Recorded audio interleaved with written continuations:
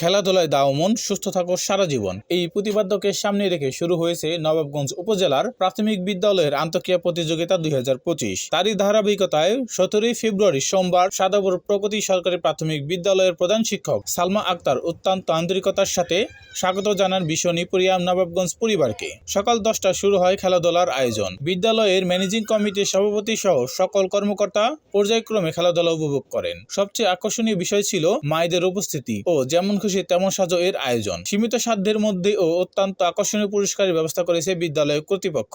নবাবগঞ্জের সরকারি প্রাথমিক বিদ্যালয়ের সিনিয়র শিক্ষক আলমেরাজ তার শৈশবের এই বিদ্যালয়ের অধ্যয়নরত স্মৃতিচারণ করে। তিনি বলেন, লেখাপড়ার পাশাপাশি যে গুণটি অবশ্যই পালন করতে হবে তা হলো খেলাধুলা। শরীর ঠিক থাকলে সব ঠিক থাকবে। আমাদের অভিভাবকদেরও এই ব্যাপারে সচেতন হতে হবে। শুভাশিস গোস্বামী বলেন, এই বিদ্যালয়ের শিক্ষকদের পাঠদানের যে আন্তরিকতা তা বিরল। অভিভাবকদের তিনি শিক্ষক মন্ডলীর সাথে সরাসরি কথা বলে শিক্ষার মান উন্নয়নের ভূমিকা রাখতে আহ্বান জানান। অভিভাবকদের জন্য বিভিন্ন খেলার আয়োজন করা হয়। বিজয়ীদের হাতে এক এক করে উপহার তুলে দেন উপস্থিত অতিথিবৃন্দ। ছাত্র শিক্ষক অভিভাবকদের যেন এক মিলন মেলা বসেছিল সাদাপুর প্রগতি সরকারি প্রাথমিক বিদ্যালয়ে। বিদ্যালয়ের প্রধান শিক্ষক আন্তরিক পরিশ্রমে এই অনুষ্ঠানটি যেন রূপ নেয় এক আনন্দ আয়োজনে। আরো উপস্থিত ছিলেন মোহাম্মদ মুখলিসুর রহমান শামীম, মোহাম্মদ শহীদুল ইসলাম, আব্দুল কাদের মামুন, সিদ্দিক মেম্বার, আলমগীর হোসেন, ইদ্রিস ব্যাপারী, রুবেল তালুকদার সহ আরো অনেকে। Mohammad Sumon, desk report, DN Bangla.